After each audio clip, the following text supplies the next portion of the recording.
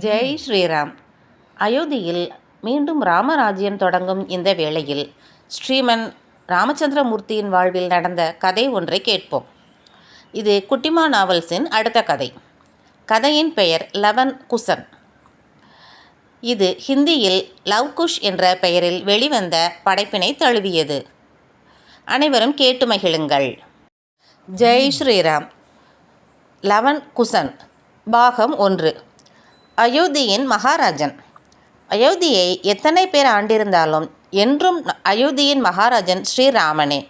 ஸ்ரீ ராமச்சந்திரமூர்த்தியின் பெயரை கேள்விப்படாதவர்கள் யாரும் உண்டோ?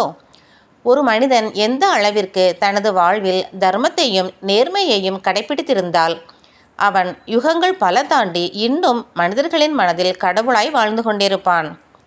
திரேதா யுகத்தில் பிறந்திருந்தாலும் இன்றும் நம் மனதில் அயோத்தியின் மகாராஜன் ஸ்ரீராமன் தான். ஸ்ரீராமன் தனது தந்தையின் சொல்லை மீறாதவன், தனது மக்களின் சேவகன், கடமையை தவறாமல் செய்யும் வீரன் அவன்.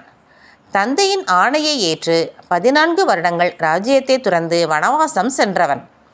அந்த வனவாசத்தில் பல கஷ்டங்களை எதிர்கொண்டான். மாட மாளிகைகளை துறந்து தனது இளைய தம்பியுடனும் தனது மனைவியுடனும் காட்டில் வசித்து வந்தான். அவ்வாறு காட்டில் வசிக்கும் ஒவ்வொரு நாளும் பல பிரச்சனைகளை எதிர்கொண்டனர் மூவரும்.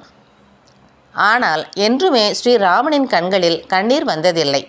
ஒவ்வொரு நாளும் ஒவ்வொரு பிரச்சனைகளையும் சிரித்த முகத்துடனே ஏற்று அனைத்து பிரச்சனைகளையும் சமாளித்து வந்தான் ஸ்ரீராமன்.